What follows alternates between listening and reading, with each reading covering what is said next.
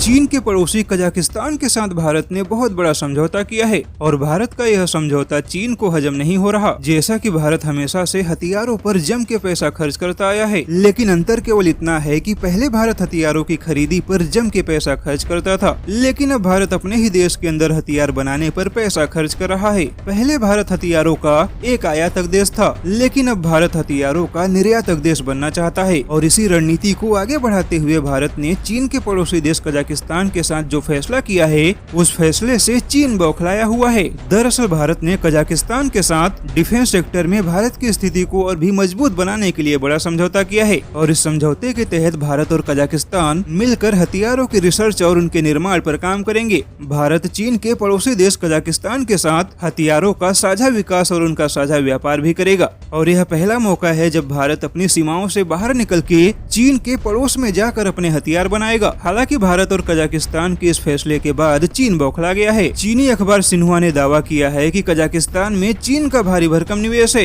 इसके बावजूद अब भारत चीन के नाक के नीचे से निकल के चीन को ही घेरने की तैयारी में है। तिलमिलाए चीन का कहना है कि भारत अपने हथियारों का दायरा बढ़ाता जा रहा है, लेकिन दुनिया को भारत की बढ़ती ताकत दिखाई नहीं दे रही। भारत हर दिन नए नए हथियारों और मिसाइलों का परीक्षण कर रहा है, लेकिन दुनिया को केवल चीन के हथियार ही दिखाई देते हैं। चीन ने अपने पड़ोसियों को भारत के साथ रक्षा समझौता करने से पहले सावधान रहने की चेतावनी दी है। चीनी अखबार का मानना है कि मोदी सरकार की विदेश नीति चीन के खिलाफ बहुत ही आक्रामक है, जो कि चीन के संप्रभुता का सम्मान नहीं करती और अब भारत चीन के पड़ोसी कजाकिस्तान में भी चीन का अपमान करने की मंशा रखता है। वैसे देखा जाए तो पहली बार ऐसा हुआ है कि अब चीन भारत को हथियारों के क्षेत्र में भी अपना प्रतिद्वंदी मानने लगा है, वरना इससे पहले तो भारत छोटे छोटे हथियारों के लिए भी विदेशी कंपनियों पर ही निर्भर था। लेकिन अब भारत न केवल हथियारों के व्यापार को कई गुना ज्यादा बढ़ाना चाहता है, बल्कि चीन के चेतावनियों की परवाह किए बिना सीधे चीन के पड़ोसी देशों में जाकर चीन को चुनौती दे रहा है।